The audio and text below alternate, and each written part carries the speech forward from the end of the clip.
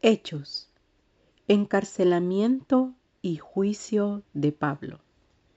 Hechos capítulos 21 al 26. Llegada a Jerusalén.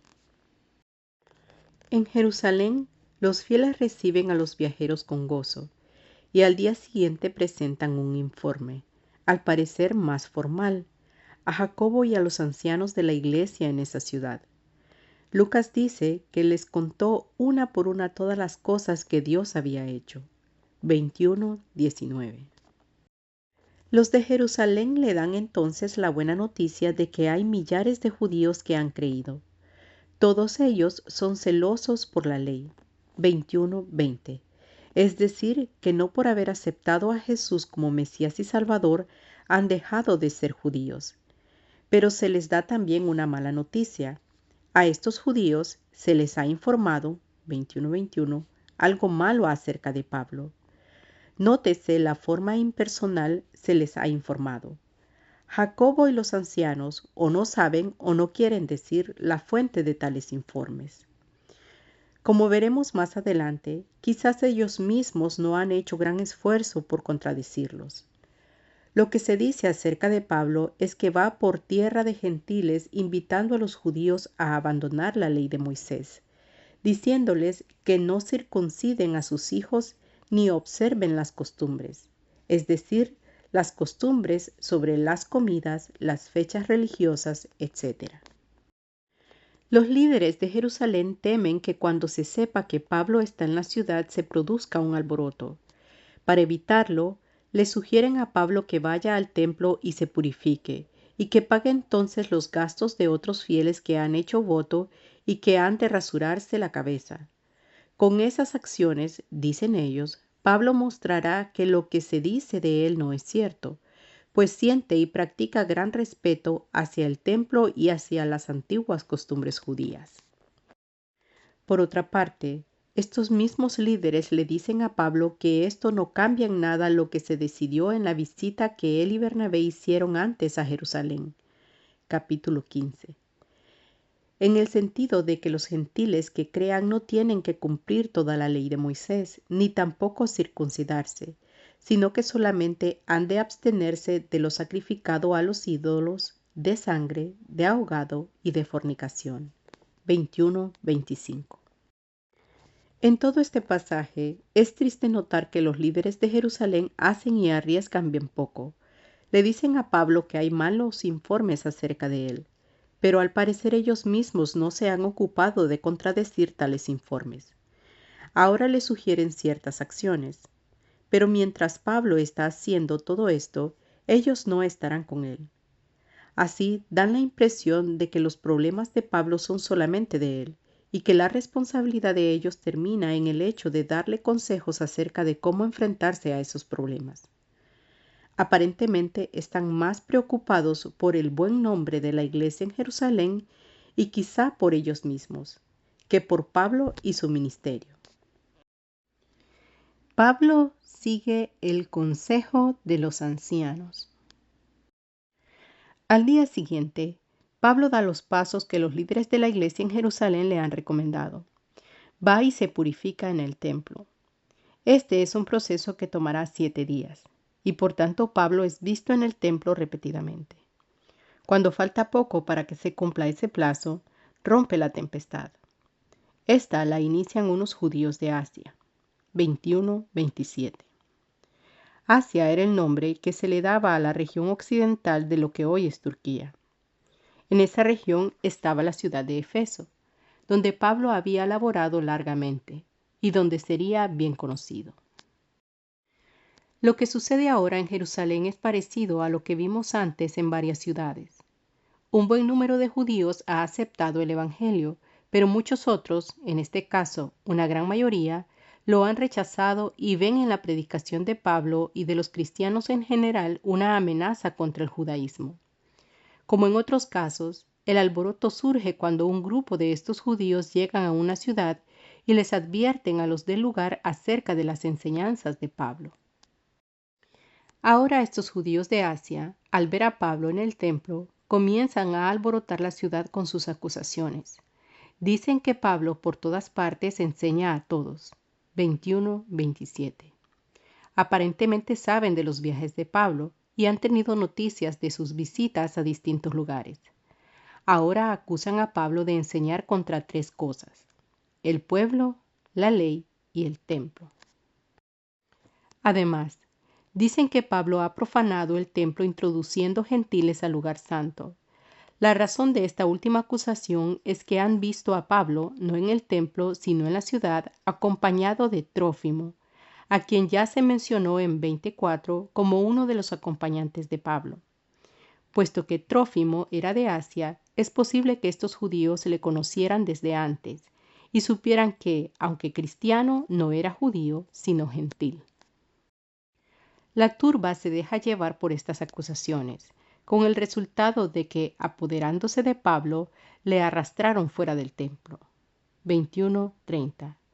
Puesto que en esta oración el sujeto no está claro, es posible que, en lugar de ser la turba misma la que sacó a Pablo, hayan sido los guardias del templo, cuya responsabilidad incluía asegurarse de que no ocurrieran alborotos ni desórdenes en el recinto sagrado. Lo que lleva a algunos a pensar que tal es el caso es que los mismos que arrastran a Pablo para sacarle del templo son los que entonces cierran las puertas. Puesto que tal cosa era responsabilidad de los alguaciles del templo, cabe pensar que fueron ellos los que, para evitar un tumulto en el recinto sagrado, sacaron a Pablo del lugar y entonces cerraron las puertas.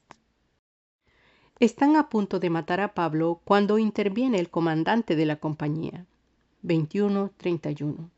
Se trata del jefe de la guarnición romana, cuyo nombre, según Lucas nos dirá más adelante, era Claudio Lisias. Puesto que el cuartel general de esa guarnición estaba en la Torre Antonia y ésta estaba colocada de tal modo que desde ella se podía ver todo cuanto ocurría en el templo, no transcurriría mucho tiempo antes que Claudio Lisias se enterara de que la ciudad estaba alborotada.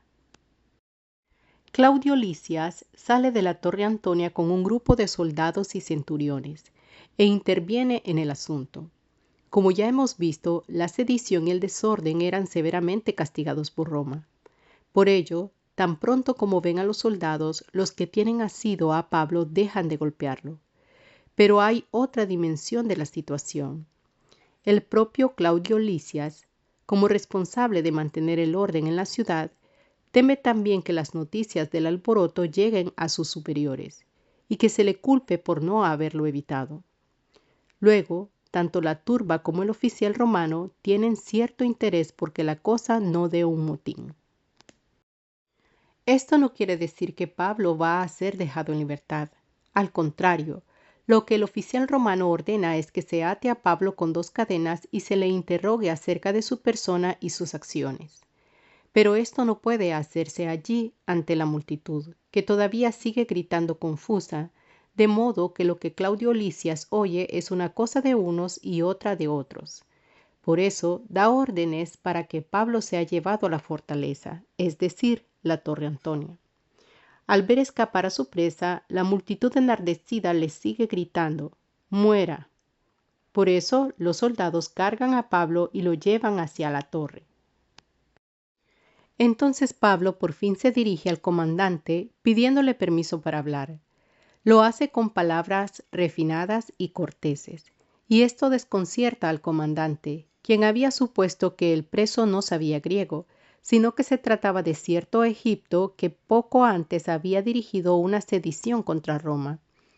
Según Lisias entiende la situación, este Egipto es aliado de los sicarios, grupo subversivo cuya actividad más notable consiste en apuñalar a los representantes de Roma y a sus colaboradores entre los judíos. Este egipcio, según sabemos también por el historiador Josefo, había venido profetizando y anunciando la libertad para Israel.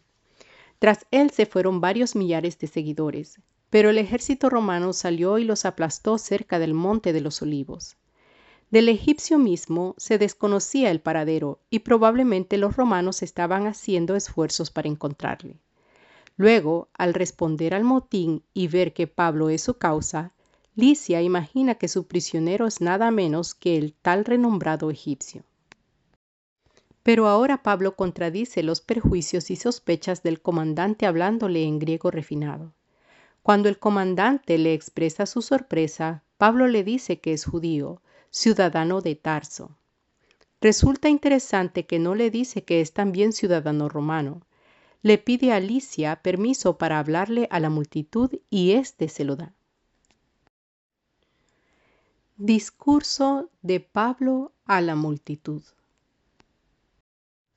Una vez obtenido el permiso, Pablo se pone de pie, sube a unas gradas, posiblemente la escalinata que conducía a la Torre Antonia, y hace señal de que desea hablar. Cuando por fin logra algo de la atención de la muchedumbre, se dirige a ellos en lengua hebrea, es decir, en arameo, que era la lengua común de los judíos entonces, diciéndoles: Hermanos y padres, oíd ahora mi defensa ante vosotros. 22:1. Estas palabras dichas en su propia lengua hacen que la multitud se calme y se disponga a escuchar lo que Pablo ha de decir en su propia defensa. Pablo entonces resume su vida, diciendo que es judío, nacido en Tarso, criado en Jerusalén y educado por el famoso rabino Gamaliel. Estas pocas palabras nos ayudan a saber algo más acerca del propio Pablo. Así, por ejemplo, aunque siempre sabíamos que era de Tarso, ahora sabemos que lo es de nacimiento. Además, nos habla de su juventud, diciendo que fue criado en Jerusalén y educado bajo Gamaliel. Continúa diciendo que siempre fue buen judío, tan celoso de su fe como cualquier otro. A esto le añade su historia como perseguidor del cristianismo, de lo que aquí llama este camino. Como testigo de su celo en perseguir a los cristianos, apela nada menos que al sumo sacerdote. Cuenta entonces de su conversión camino a Damasco. Puesto que ya hemos discutido esto al estudiar el capítulo 9, no es necesario detenernos en ello. Asimismo cuenta de su ceguera al llegar a Damasco, de la visita de Ananías y de su bautismo. Ahora nos dice algo de que no sabíamos antes. Cuenta que tras regresar a Jerusalén, orando en el templo, tuvo una visión. En esa visión el Señor le habla. El uso mismo del término Señor es interesante. Este era el nombre que los judíos le daban a Dios. Pablo se lo da también a Jesús. Luego, al usar este término, probablemente está hablando de una visión de Jesús, pero usando para él un nombre conocido por su audiencia para la divinidad. Pablo dice que en esa visión el Señor le advirtió que huyera de Jerusalén, porque en esa ciudad no recibirían su testimonio. Pablo insistió pensando que su conducta anterior, persiguiendo a los cristianos y participando en la muerte de Esteban, le daría credulidad entre los judíos. Pero el Señor le dijo que saliera, porque tenía el propósito de enviarle a los gentiles. Al llegar a este punto, quienes le escuchan pierden la paciencia y no quieren oír más. Una vez más empiezan a gritar pidiendo la muerte de Pablo. Aparentemente, Pablo les ha enfurecido por dos razones.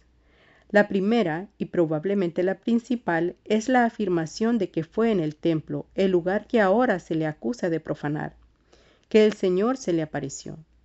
Desde el punto de vista de la audiencia, parece que Pablo ha perdido todo respeto por el templo y lo profana, no solo de hecho, sino también de palabra.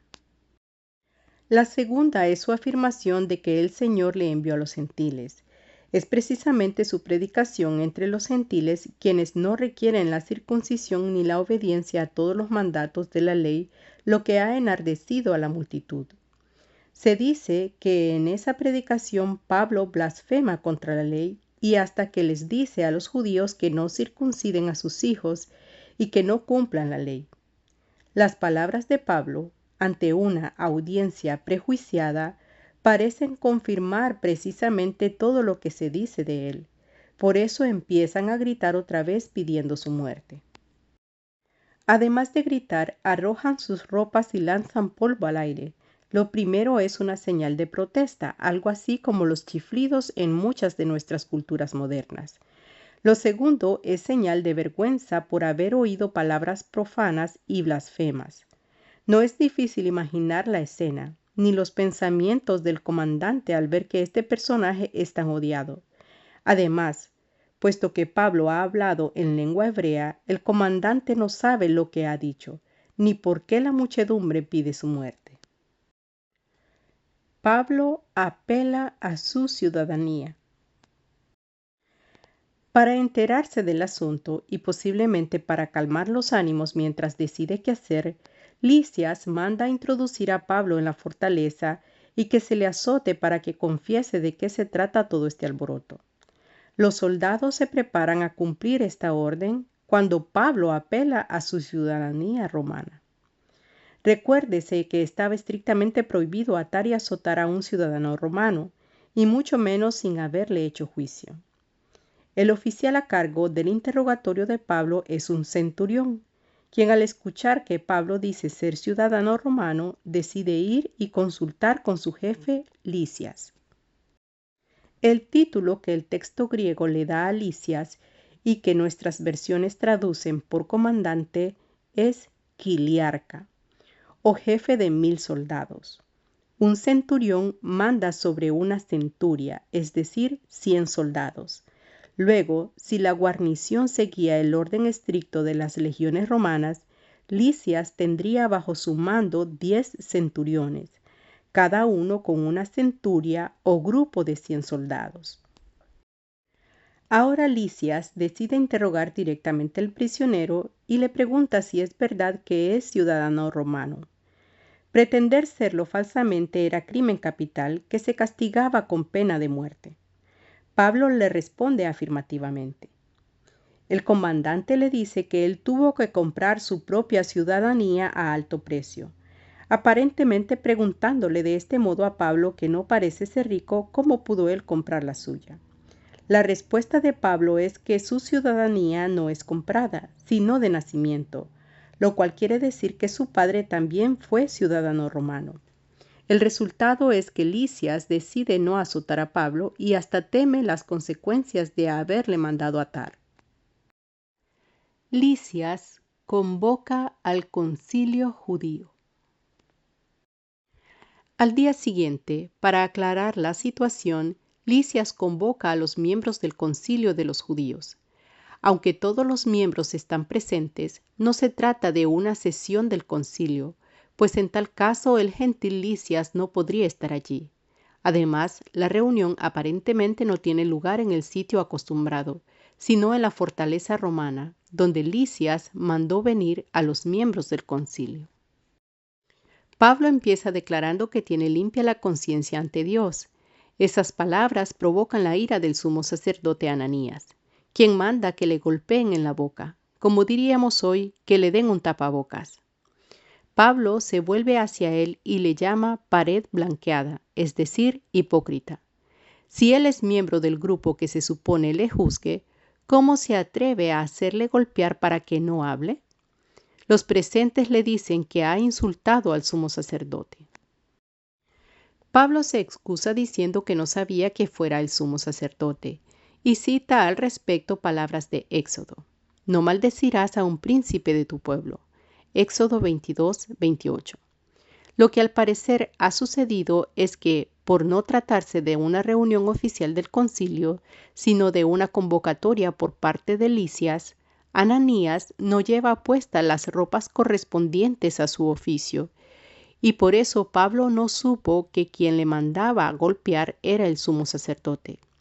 Pero las palabras dichas sin saber a quién se dirigía tienen mucho de verdad, pues Ananías fue un personaje corrupto a quien sus mismos correligionarios acusaban de hipocresía y de mostrarse demasiado sumiso ante los romanos. Pasado ese momento de crisis, Pablo empieza su defensa. Ve que entre los reunidos hay fariseos y saduceos, y decide hacer uso de los desacuerdos entre esos dos grupos. Empieza diciendo que él mismo es fariseo, hijo de fariseo, 23:6, y que lo que está bajo discusión es la resurrección de los muertos, puesto que este es uno de los principales puntos de contienda entre fariseos y saduceos. La asamblea al instante se divide. Ya la discusión no es principalmente acerca de Pablo, sino acerca de si hay o no resurrección de los muertos. Los escribas de los fariseos salen en defensa de Pablo y declaran que si dice que ha tenido alguna revelación especial, los presentes no han de hacerse culpables de resistir lo que Dios ha hecho. Hechos no lo dice, pero no cabe duda de que ante tales declaraciones los saduceos también se enardecen e insisten en la condenación de Pablo, no ya solo por lo que pueda haber dicho, sino porque los fariseos han tomado su partido. Lisias vuelve a intervenir. La situación parece deteriorarse rápidamente. El comandante se preocupa, porque con los ánimos enardecidos como están, muy posiblemente Pablo podría ser despedazado. En tal caso, el comandante mismo tendrá que rendir cuentas sobre cómo fue que permitió un motín tal que dio lugar a la muerte de un ciudadano romano. Y esto en una reunión convocada por el comandante mismo. Por eso interviene, mandando soldados para que arrebaten a Pablo de en medio del pleito y lo lleven a la fortaleza. Empero, esto no quiere decir que Lisias tome el partido de Pablo. Hacer tal cosa sería ganarse la enemistad de los jefes religiosos judíos y por tanto poner en peligro su propia posición, pues se le culparía por cualquier protesta o desorden que surgiese de esta complicada situación. Pablo queda entonces encarcelado en manos de los romanos, cuando por la noche se le presenta el Señor y le anima diciéndole que ha de testificar también en Roma, lo cual implica que no ha de ser muerto en Jerusalén. El complot y contracomplot. Al próximo día, algunos de los judíos se juramentan para matar a Pablo. Aquí conviene subrayar la palabra algunos, pues los juramentados son solo unos pocos, más de 40, 23, 13.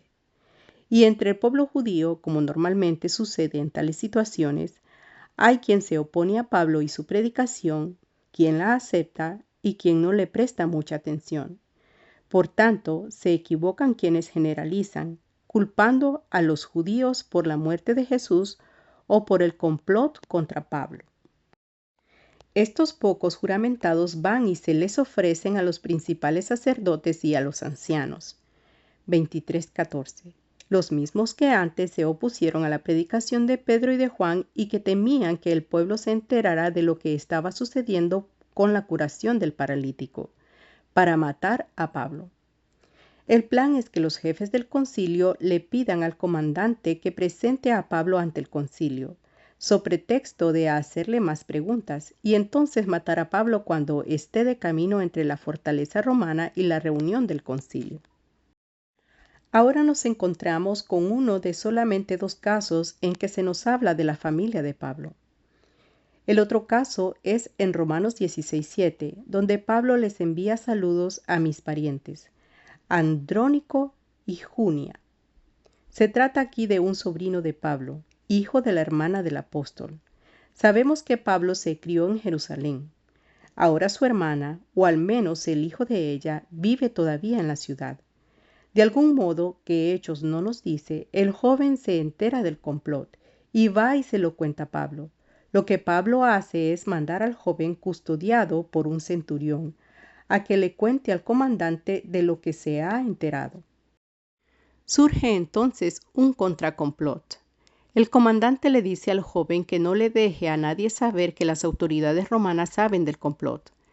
Entonces llama a 2 centuriones y les ordena que a las 9 de la noche, con sus 200 soldados y con un refuerzo de otros 270, 70 jinetes y 200 lanceros, lleven a Pablo a Cesarea. Los 200 soldados son legionarios, soldados regulares del ejército romano.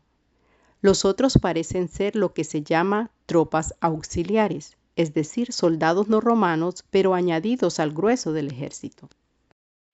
Este contingente militar, tan fuerte que ningún conjurado se atreverá a atacarlo, lleva a Pablo hasta Antípatris, a mitad del camino entre Jerusalén y Cesarea. De allí el grueso de ellos regresa a Jerusalén, mientras los jinetes llevan a Pablo hasta Cesarea. Es de suponer que, por ser caballería, marcharán más rápido y los conjurados, aunque quieran hacerlo, no podrán darles alcance. Pablo es enviado al gobernador Félix. Todo esto le conviene a Lisias, quien aprovecha las circunstancias para deshacerse del problema. Como era menester según las prácticas legales romanas, Lisias manda junto al prisionero un documento en el que se resumen los cargos y lo que él ha hecho, para que la persona que ahora quede a cargo del caso esté informada y sepa a qué atenerse. En ese documento, Lisias aprovecha para presentar su actuación de la manera más digna de encomio. Se dirige al excelentísimo gobernador Félix, 23:36, quien tendrá custodia de Pablo por largo tiempo, según nos cuenta el capítulo 24. Lisias le da el título de excelentísimo, el mismo que, como vimos en la introducción, Lucas le da a Teófilo, porque Félix pertenece a la aristocracia romana.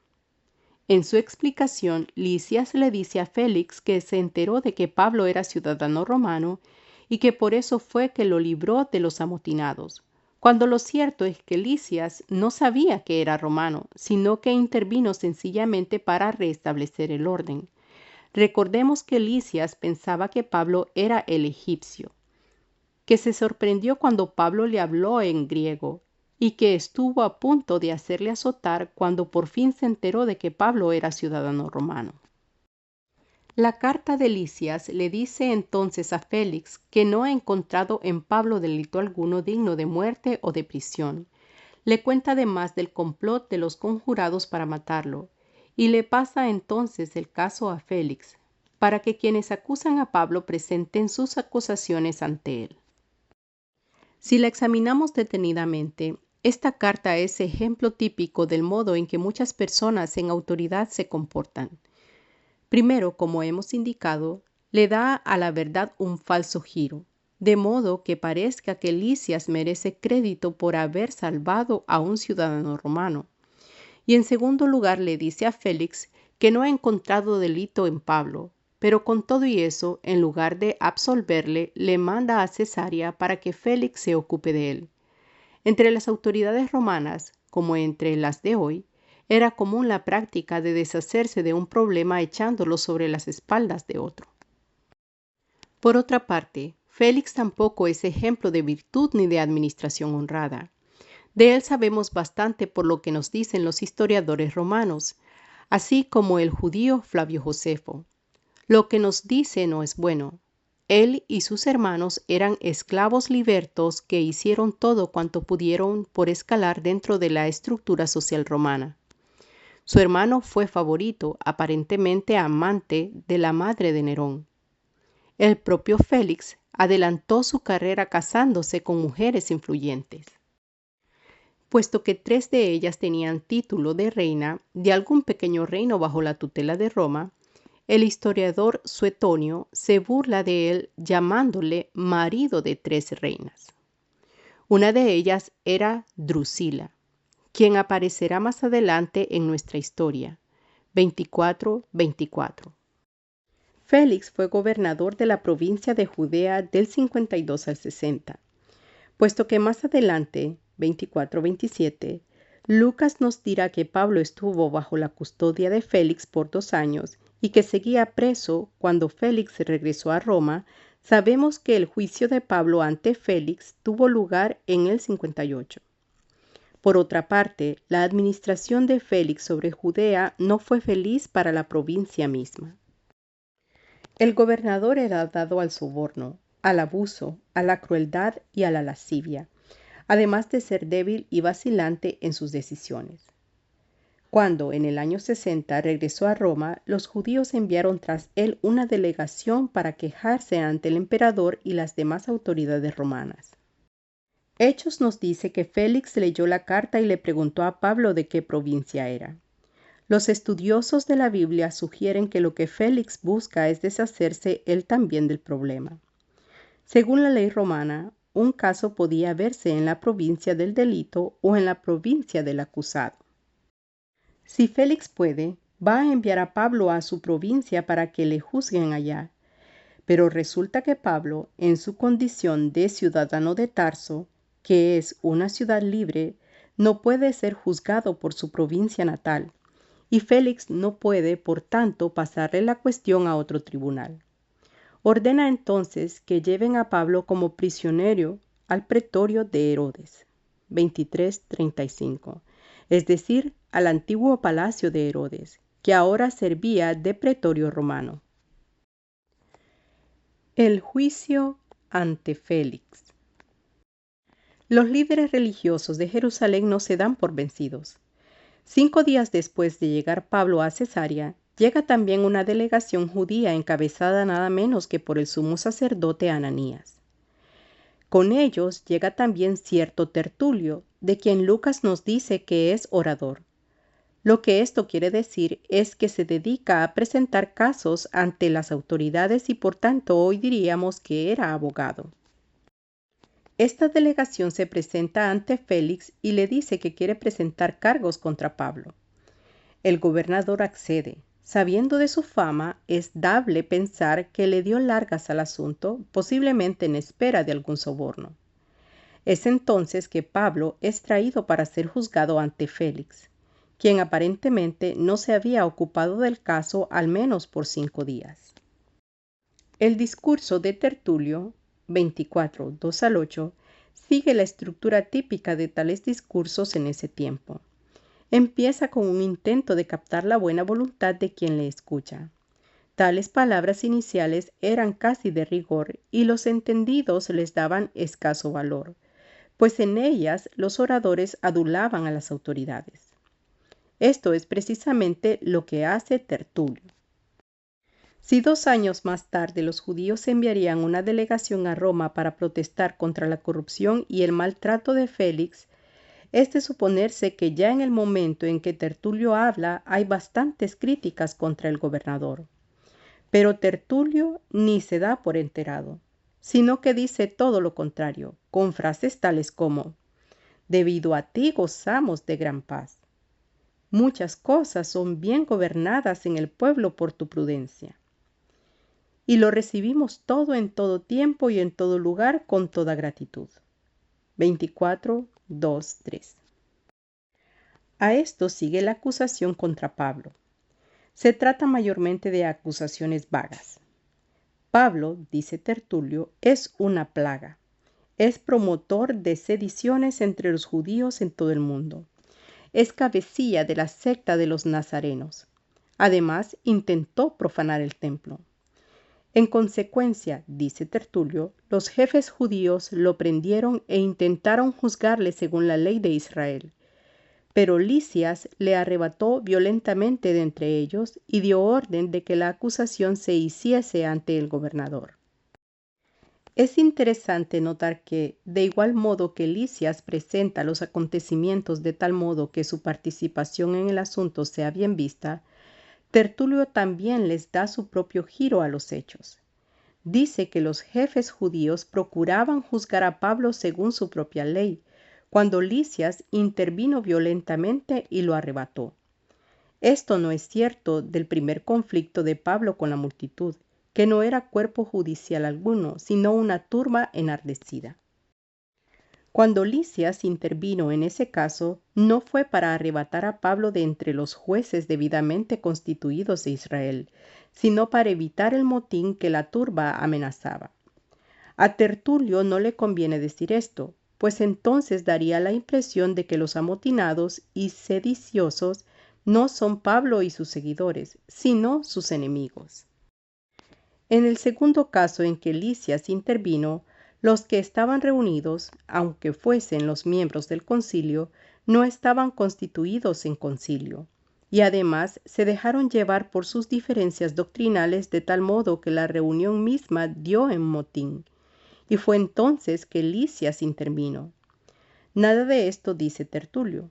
Además, hay indicios de que entre Lisias y Félix había cierto recelo y sospechas, y por tanto culpar a Lisias ante Félix parece ser buena estrategia. Por otra parte, la mayor parte de las acusaciones de Tertulio tiene poca substancia y no son de la incumbencia de Félix, Si Pablo es cabecilla de la secta de los nazarenos, eso bien puede ofender a los judíos ortodoxos, pero no tiene por qué interesarle al gobernador romano. Sí hay dos acusaciones que pueden ser serias. Una de ellas es la de promover sediciones entre los judíos. Como hemos visto, el delito de motín y sedición era duramente castigado por Roma, preocupada como estaba por la tranquilidad y la obediencia a sus órdenes. Pero Tertulio no dice más sobre el asunto, aparentemente por dos razones. La primera es que no tiene datos ni testigos más que de Jerusalén, y por tanto no puede probar lo que dice acerca de las actividades de Pablo por todo el mundo. La segunda es que esa acusación puede redundar en prejuicio de los judíos mismos. Si a Pablo se le hace tan fácil promover sediciones entre los judíos, ¿no será que los judíos mismos están dispuestos a participar de tales sediciones? ¿No será que los judíos son una población inestable dentro del Imperio Romano? ¿Cómo le fue tan fácil a Pablo promover un motín en la misma Jerusalén? Por toda una serie de documentos de la antigüedad, sabemos que los judíos fueron duramente perseguidos en varios tiempos y situaciones en el siglo I. 12 años después del juicio de Pablo ante Félix, los judíos se rebelaron y a ellos siguió una represalia cruenta. El ambiente no estaba como para atraer la atención de las autoridades hacia los judíos. La otra acusación que debe interesarle a Félix es la de haber intentado profanar el templo. Debido a la historia anterior, las autoridades romanas estaban bien conscientes del peligro de rebelión que cualquier profanación del templo podría acarrear. Y por tanto, una de las responsabilidades del gobernador era salvaguardar la integridad del templo. Pero también, en este caso, la acusación de Tertulio es débil. No dice que Pablo profanó el templo, como dijeron antes los judíos de Asia que amotinaron al pueblo, sino que intentó profanarlo. Aparentemente, este es solo uno de los muchos discursos e intervenciones por parte de los acusadores, pues Hechos nos dice que los judíos confirmaban diciendo ser así todo. 24:9. Es de suponer que tal confirmación tiene lugar en un interrogatorio o en breves intervenciones por parte de estos judíos. Por fin le toca el turno a Pablo. El contraste entre el comienzo de su discurso y el de Tertulio es notable. Tertulio se muestra adulador. Pablo sencillamente reconoce la autoridad de Félix, diciéndole que está dispuesto a presentar su defensa porque sé que desde hace muchos años eres juez de esta nación. 24:10. Pablo ni siquiera se ocupa de responder al cargo de promover sediciones por todo el mundo. Puesto que sus acusadores no pueden aducir pruebas al respecto, lo mejor es desentenderse de lo que Tertulio ha dicho al respecto a eso. En cuanto al cargo de promover sediciones en Jerusalén, Pablo sabe que no pueden acusarle de tal cosa. Afirma que fue solo 12 días antes que fue a Jerusalén y que Félix puede cerciorarse de ello. Recordemos que 12 días antes Pablo estaba en Cesarea y que debe haber en esa ciudad, donde el juicio está teniendo lugar, un buen número de testigos que lo habrán visto antes de salir para Jerusalén. Luego, la primera línea de defensa de Pablo es que apenas acaba de llegar a Jerusalén. Allí no me hallaron discutiendo con nadie, ni amotinando a la multitud, ni en el templo, ni en las sinagogas, ni en la ciudad, ni pueden probar las cosas de que ahora me acusan. 24:12-13. Si Pablo llegó a la ciudad hace 12 días, lleva al menos 5 como prisionero bajo la custodia de Félix, y antes estuvo bajo la custodia de Lisias. Esto apenas le deja unos pocos días para hacer todas estas cosas de que se le acusan. Luego, Pablo sencillamente niega la acusación. Sí afirma uno de los puntos de Tertulio, quien lo ha acusado de ser cabecilla de la secta de los nazarenos.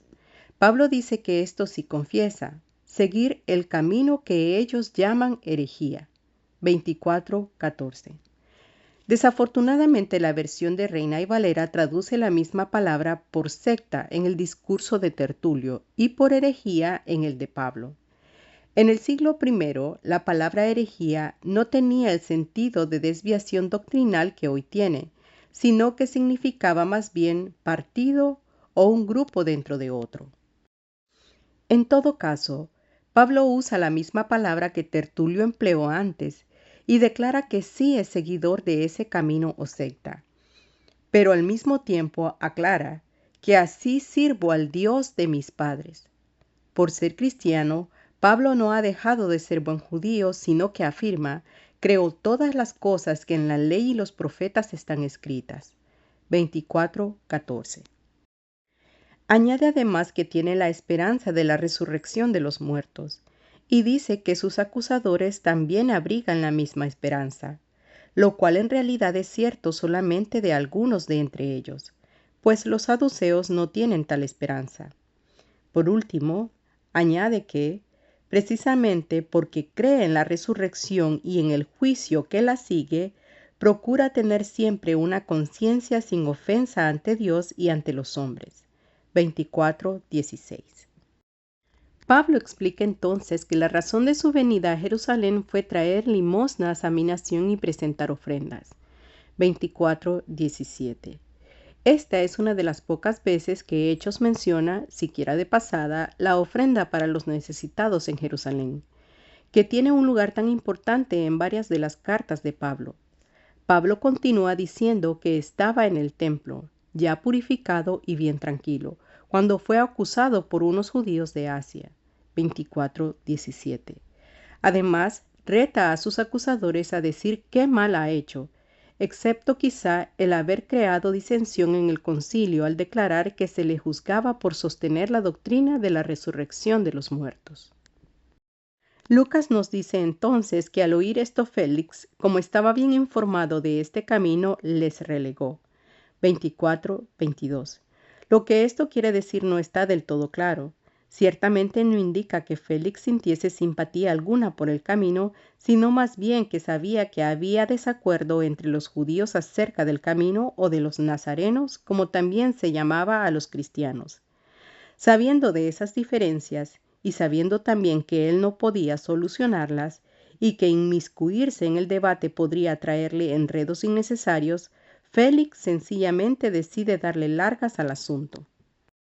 Su excusa es que quiere esperar a que venga el comandante Lisias. 24:22. Pero el hecho es que no se nos dice que en momento alguno a partir de entonces Félix haya consultado a Lisias sobre el caso de Pablo. En el entretanto, Félix ordena que Pablo siga prisionero, aunque con ciertas libertades. En el sistema romano había varios grados de encarcelamiento. En este caso, Félix ordena que Pablo, aunque prisionero, tenga la mayor libertad que la ley permite. Quizá, sabiendo que Pablo es ciudadano romano, no quiere ofenderle demasiado. Poco después, sin que Hechos nos diga por qué, Félix interroga de nuevo a Pablo, ahora en presencia de su mujer Drusila. Esta era una de las 3 reinas con quien Félix se casó. Según el historiador judío Flavio Josefo, Drusila era hija de Herodes Agripa I, el mismo que antes hizo matar a Jacobo y encarcelar a Pedro. Era hermana de Agripa II y de Berenice, quienes aparecerán en Hechos 25. Es por haber estado casada antes con el rey de Emesa que Suetonio dice que fue una de las 3 reinas casadas con Félix. Pero el reino de Emesa era de escasa importancia, y aparentemente Drusila dejó al rey para casarse con Félix. La historia cuenta que murió unos años después de su entrevista con Pablo, cuando el Vesubio hizo erupción en el año 79. Lucas señala que era judía, porque aparentemente esa es la razón por la que Félix hace comparecer a Pablo ante ella. El texto no nos dice si ello se debe a que Drusila ha expresado algún interés en el camino, o si se debe más bien a que Félix quiere que su esposa, mejor conocedora que él de las leyes y costumbres judías, le dé su opinión respecto a Pablo. Sobre esta entrevista de Pablo con Félix y Drusila, Hechos dice poco, pero lo que dice es significativo. Cuando Pablo empezó a hablar acerca de la justicia, del dominio propio y del juicio venidero, Félix se espantó. 24-25. El espanto de Félix muy probablemente se debe a que lo que Pablo dice le toca muy de cerca. Ya hemos visto que Félix era conocido por su crueldad, deshonestidad y lascivia. Luego, lo que Pablo le está diciendo es que Dios le ha de juzgar y de condenar. Por ello Félix no quiere oír más, y le dice que volverá a llamarle cuando tenga oportunidad. 24-25. Pero Lucas nos cuenta que Félix continuó llamando a Pablo y teniendo conversaciones con él. Según Lucas, el propósito de todo esto era ver si Pablo le ofrecía dinero para dejarle ir en libertad. Pero como Pablo no lo hizo, permaneció preso por 2 años más. Este dato es importante porque según la ley romana el límite de tiempo que un preso podía permanecer cautivo en espera de un veredicto y pena era de 2 años. Luego, antes de salir de Cesarea, cuando su sucesor llegó, Félix debió haber resuelto el caso de Pablo de una manera o de otra. Si al cabo de 2 años no había decidido que Pablo había cometido un crimen, su obligación era dejarle ir. Pero no es eso lo que Félix hace, sino que sencillamente se marcha hacia Roma y deja el asunto de Pablo pendiente. Lucas dice que hizo esto para congraciarse con los judíos. 24-27. Como ya hemos dicho, los judíos no estaban muy contentos con el gobierno de Félix, y cuando llegó el nuevo gobernador y Félix partió hacia Roma, ellos también enviaron una delegación para hacerle saber a las autoridades en la capital del imperio acerca de los desmanes y la mala gobernación de Félix. Por otra parte, Félix tendría también otras razones. Quizá quería dejarle a su sucesor este asunto escabroso, con la esperanza de que el nuevo gobernador no supiera tratar con él, y en consecuencia Félix parecería haber sido más sabio. Además, Félix tenía fama de irresoluto, y para tal persona el dejar la cuestión en suspenso bien puede haber sido más fácil que resolverla. Pablo ante Festo. El nuevo gobernador es Poncio Festo. El historiador judío Flavio Josefo le presenta como un gobernante decidido y hábil, quien al llegar a la provincia encontró muchas cosas desordenadas y pendientes, e inmediatamente comenzó a resolverlas. Su gobierno duró poco, pues parece haber llegado a su provincia en el año 60 y murió en el 62. Lucas nos pinta a Festo de manera muy parecida a como lo hace Josefo. Apenas llega a la provincia, en lugar de permanecer en Cesarea, a los 3 días va a Jerusalén. Puesto que lo que le interesa a Lucas es el caso de Pablo, nos habla únicamente de lo que Festo hizo respecto a ese caso. Pero es de suponer que habría muchas otras cuestiones que Festo estaba interesado en discutir con los líderes religiosos de Jerusalén. En cuanto a Pablo, Lucas nos informa que sus enemigos le pidieron a Festo que le hiciera llegar a Jerusalén para ser juzgado. Piden esto porque la conjuración de antes todavía existe, y una vez más esperan aprovechar el viaje de Pablo entre Cesarea y Jerusalén para matarlo. La respuesta de Festo tiene cierta lógica, pero también puede indicar que tiene sospechas de los verdaderos propósitos de quienes le hacen la petición. Sencillamente les dice que, puesto que él tiene su residencia en Cesarea y puesto que Pablo ya está en esa ciudad como prisionero, es mejor no traer a Pablo a Jerusalén, sino mandar a Cesarea una comisión que pueda acusar al preso ante Festo. Además, con la energía que le es característica, sugiere que el asunto no se deje para más tarde, sino que la delegación judía que desea acusar a Pablo puede viajar de Jerusalén a Cesarea junto al gobernador. De ese modo se podrá tener el juicio casi inmediatamente. Cuando los enemigos de Pablo ven que su complot no tiene posibilidades, porque Pablo no va a ser trasladado a Jerusalén, no tienen otro remedio que acceder a lo que Festo sugiere. Tras pasar poco más de una semana, entre 8 y 10 días en Jerusalén, Festo regresa a Cesarea. Al parecer, siguiendo la sugerencia de Festo, la delegación judía va con él cuando decide regresar a Cesarea. Por ello, ya al día siguiente es posible hacer comparecer a Pablo ante Festo y sus acusadores. Cumpliendo lo prometido, Festo se sienta en el tribunal y manda a buscar al acusado para oír su caso. Las palabras de Lucas acerca de este juicio son breves. Pablo insiste en que no ha pecado ni contra la ley de Israel, ni contra el templo, ni contra el César. Festo también, en este caso Lucas nos dice que parece congraciarse con los judíos, le pregunta si está dispuesto a ir a Jerusalén para ser juzgado. Pablo sabe que en tal caso su juicio será una farsa y que se le condenará sin darle oportunidad para defenderse. Por eso dice, a César apelo. 25:11. Era derecho de todo ciudadano romano exigir ser juzgado por los tribunales romanos, es decir, los tribunales del César. Esto no quería decir que necesariamente sería el emperador mismo quien oiría el caso, lo cual sería imposible por el solo número de casos. Lo que quería decir era más bien que los tribunales locales o de los pueblos que eran parte del imperio, como en este caso el concilio de los judíos, no podían tomar decisiones finales respecto a ciudadanos romanos. Al apelar a César, por tanto, Pablo no está diciendo necesariamente que quiere ir a Roma para ser juzgado.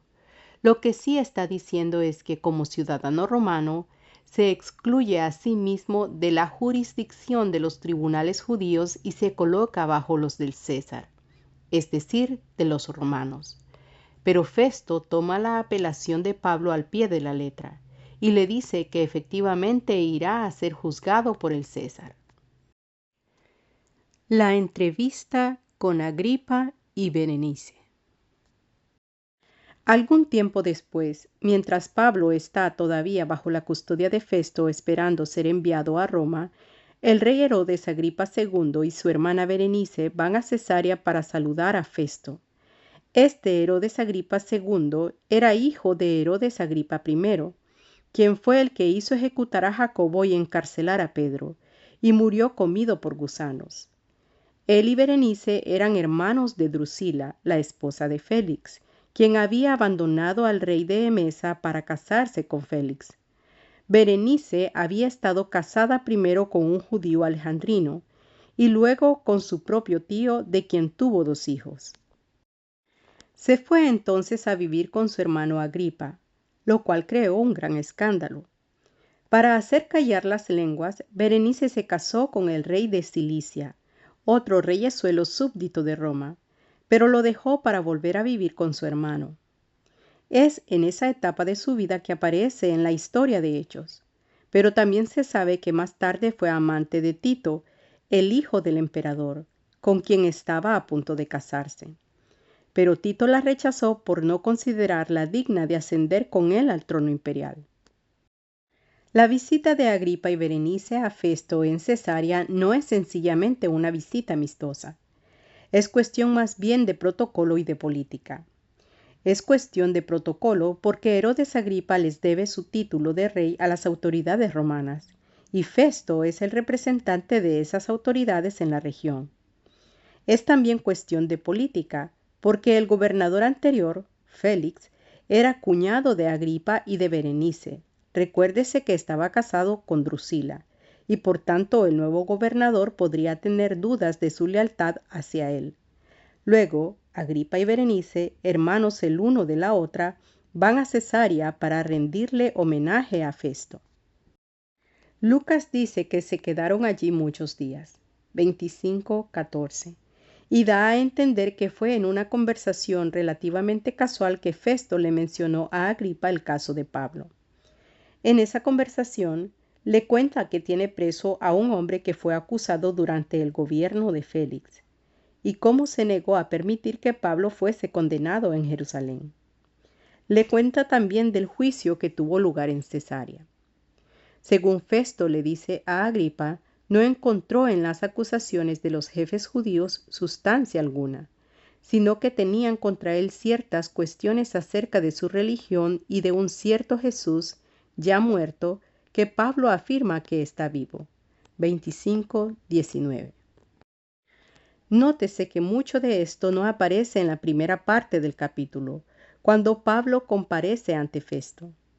Por ejemplo, allí no se menciona una palabra acerca de Jesús. Esto confirma lo que hemos dicho repetidamente. Hechos es una versión muy resumida de toda una serie de acontecimientos. Los discursos se abrevian mencionando solo los puntos sobresalientes o lo principal del argumento. Los acontecimientos se abrevian mencionando solamente unos pocos y callando cuando en alguna ciudad no sucede nada particularmente importante o diferente. En todo caso, lo que Festo le dice a Agripa explica por qué le sugirió a Pablo que podía ser juzgado en Jerusalén. Según Festo, él mismo no entendía las cosas que se discutían y por tanto pensó que sería mejor dirimir la cuestión en Jerusalén. Si tal fue el motivo de su acción, resulta claro que estaba en completa ignorancia de toda la discusión y que no tenía idea de la suerte que esperaría a Pablo de ser enviado a Jerusalén. Por eso se sorprendió cuando Pablo apeló al César. Lo que para él era una sugerencia razonable, para Pablo era una enorme injusticia. La conversación despierta el interés de Agripa, quien le dice a Festo que quisiera escuchar lo que Pablo tenga que decir. Con la cortesía que le corresponde a un anfitrión respondiendo a una petición por parte de un huésped, Festo le dice que al día siguiente Agripa tendrá oportunidad de oír a Pablo. Al día siguiente, con mucha pompa, se prepara la sesión. Los que están presentes son no solo Festo y Agripa, sino también Berenice y los comandantes y principales hombres de la ciudad. 25-23. Pablo es traído ante todos estos, pero antes de que se le haga pregunta alguna, Festo explica su propósito al convocar esta reunión y darle una nueva audiencia a Pablo. Con toda justicia describe la situación tal como él la entiende. Los judíos de Jerusalén piden que Pablo sea muerto y lo piden a gritos. Pero el propio Festo no ha hallado que Pablo haya cometido crimen alguno digno de muerte. Por otra parte, Pablo ha apelado a César y Festo ha decidido mandarlo a Roma para que sea juzgado allá. Pero como hemos visto cuando Lisias hizo llevar a Pablo ante Félix, al transferir un acusado de esa manera, esa transferencia debe ir acompañada de un informe en el que se diga en qué consisten los cargos contra el acusado y qué acciones se han tomado. Ante la necesidad de preparar tal documento, Festo está perplejo, pues no sabe qué decir. Como el propio Festo dice, me parece fuera de razón enviar un preso sin informar de los cargos que haya en su contra. 25-27. Al parecer, es Agripa quien está a cargo de la sesión, pues es él quien le da permiso a Pablo para hablar, y es a él que Pablo se dirige. Pablo empieza diciendo que se alegra de poder presentar su caso ante Agripa, quien es conocedor de todas las costumbres y cuestiones que hay entre los judíos. 26:2. El propio Herodes era de ascendencia judía, aunque no era muy fiel a su religión. Por tanto, sabría lo que la ley decía y la manera en que los judíos practicaban su religión, lo que Pablo llama las costumbres, y también las diferencias entre los diversos grupos y opiniones dentro del judaísmo, lo que Pablo llama cuestiones que hay entre los judíos. Tras pedirle paciencia a Agripa, Pablo comienza con un resumen de su vida. Empieza contando cómo se crió en Jerusalén y que siempre fue miembro de la secta de los fariseos, la cual, según él, es la más rigurosa secta de nuestra religión. 26:5. Entonces contrasta esto con su situación presente, en la que se encuentra perseguido por sus propios correligionarios, por la esperanza de la promesa que Dios hizo a nuestros padres. 26:6. En los 3 versículos del 6 al 8, la palabra promesa y esperanza, así como el verbo esperar, aparecen repetidamente. Esto se debe a que Pablo está recalcando el hecho de que lo que él predica es el cumplimiento de la promesa que fue hecha en un principio al pueblo de Israel. Esa promesa y la esperanza de su cumplimiento son esenciales para el pueblo de Israel. Y ahora que Pablo dice que la promesa se cumple, le persiguen por eso. A esto Pablo añade que aparentemente sus contrincantes piensan que es imposible que Dios juzgue a los muertos. Sobre este último punto, recuérdese que la cuestión de la resurrección de los muertos es precisamente uno de los puntos controvertidos entre fariseos y saduceos. Los primeros la afirmaban, mientras los últimos la negaban. Repetidamente, ante el concilio y en otras circunstancias, Pablo ha subrayado la importancia que tiene para él la resurrección, tanto de Jesús como de los muertos en general. Las altas esferas de la sociedad judía, empero, están dominadas por los saduceos, y por tanto los jefes de Israel ven en la predicación de Pablo una seria amenaza. Pablo sigue contando entonces cómo persiguió a la iglesia, no solo en Jerusalén, sino también en ciudades extranjeras, y cómo encarceló a los cristianos y votó porque se les diera muerte a otros. Todo esto sirve de introducción al centro del discurso, que es la historia de cómo, yendo camino a Damasco para llevar allá la persecución contra los cristianos, Pablo vio una gran luz y escuchó la voz del Señor. Al contar la historia esta vez, Pablo incluye en las palabras del Señor lo que en realidad sabemos, por el resto del libro de Hechos, que fue un llamado progresivo. No dice que quedó ciego, que Ananías vino y le dijo algo de lo que Dios quería de él, y que fue solo más tarde que fue descubriendo nuevas dimensiones en su ministerio. Todo ello sería demasiado detallado y no viene al caso. Dice sencillamente que, ante el llamado de esa visión, no fue rebelde a la visión celestial. 26:19. Llevado por esa visión, dice Pablo, predicó el mensaje primero en Damasco y Jerusalén y por toda Judea y entre los gentiles. Su llamado fue a que se arrepintieran y se convirtieran a Dios, haciendo obras dignas de arrepentimiento. 26:20. Según Pablo, esa fue la razón por la que fue prendido en el templo y se le amenazó de muerte, pero gracias a Dios ha podido continuar, dando testimonio a pequeños y a grandes. 26:22. Esto es aparentemente una referencia a la pompa que le rodea y al hecho de que en ese mismo momento está hablando ante un rey y un gobernador romano, además de otras personas importantes. Finalmente, Pablo insiste en que su predicación no contiene nada que no pueda encontrarse en las escrituras hebreas, las cosas que los profetas y Moisés dijeron que habían de suceder. 26:22. Estas cosas, que son la esencia de su mensaje, las resume el propio Pablo en el versículo 23. Que el Cristo había de padecer y ser el primero de la resurrección de los muertos para anunciar luz al pueblo y a los gentiles. Un aspecto importante de todo este discurso es que Pablo, ya hacia el fin de su ministerio, insiste en que lo que él está predicando no es una nueva religión, sino la culminación de las promesas hechas a Israel. No hay aquí una palabra en el sentido de que Dios haya rechazado a Israel, o que ahora Dios haya decidido que ya Israel no es su pueblo escogido, y haya tomado a la iglesia en su lugar. No, sino que el Evangelio, por ser la culminación de la esperanza de Israel, dice más bien que ahora los gentiles pueden ser parte de la herencia de Israel. Pablo, con todo y ser el apóstol a los gentiles, no pretende que los gentiles hayan tomado el lugar de Israel, ni que la iglesia sea enemiga de la sinagoga o vencedora sobre ella, como más tarde se diría. Al contrario, para Pablo los cristianos son, como más tarde diría un teólogo del siglo XX, Karl Barth, judíos honorarios. El mensaje de salvación es que ahora los cristianos son tan pueblo elegido de Dios como lo es el pueblo de Israel.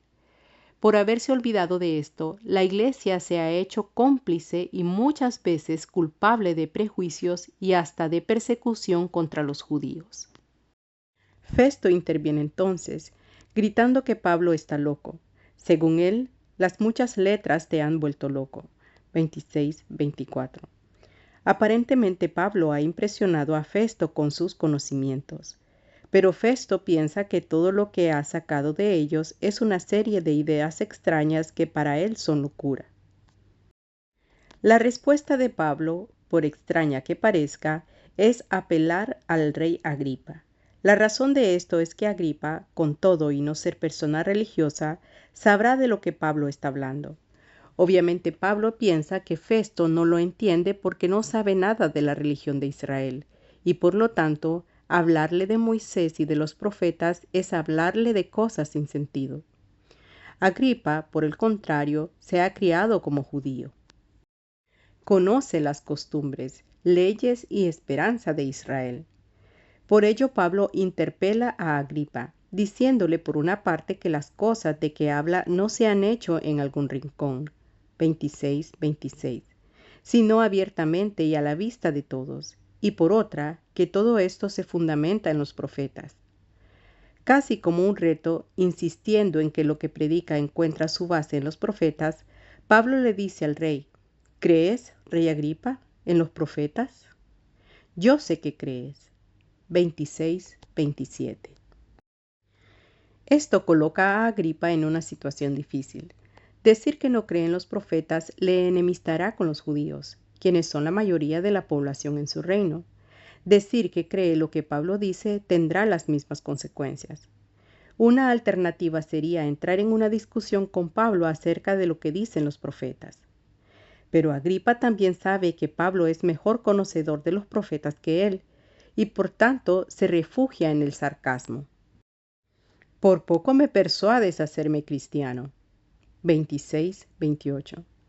Las palabras de Agripa también podrían traducirse como por poco me haces aparecer como cristiano.